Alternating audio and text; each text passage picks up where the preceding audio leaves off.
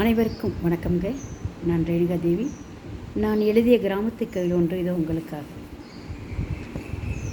மாசி திருவிழாவுக்கு மச்சானை பார்க்க போவோமே, பொழுது விடியங்காட்டி பொருளெல்லாம் எடுத்து வச்சு கட்டை வண்டி கட்டிக்கிட்டு கலகலப்பாக தான் கிளம்புவோமே.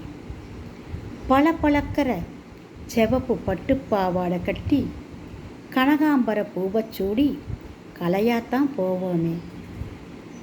மாரியாத்தா நோம்பிக்கு போனாலே மாமனை கட்டிக்கிடமுன்னு மனசார வேண்டிக்குவோமே. சொந்த பந்தமெல்லாம் சொத்து சொகன்னு பார்க்காம ஒன்றா கூடிக்கிட்டு ஒத்துமையாகத்தான் செல்வோமே.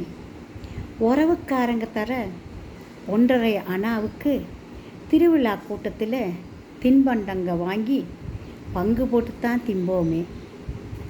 கட்டிக்க போகிற மாமனுக கண் சாடை காட்டி வளையலும் ரிப்பனு வாங்கி தருவாங்களே. வண்டியில் நாங்கள் போனால் ஏக்கமாக தான் பார்ப்பாங்களே. பின்னாடியே ஓடியாந்து ஏக்க பெருமூச்சும் விடுவாங்களே. மாட்டு வண்டி ஒன்றோட ஒன்று போட்டி போட்டுக்கிட்டு போகுமே. பார்த்து ரசிச்சுக்கிட்டே பழங்கதை பேசிக்கிட்டே நாங்களும் போவோமே. அடுத்த வருஷம் எப்போத்தான் வருமுன்னு ஏங்கித்தான் கிடப்போமே.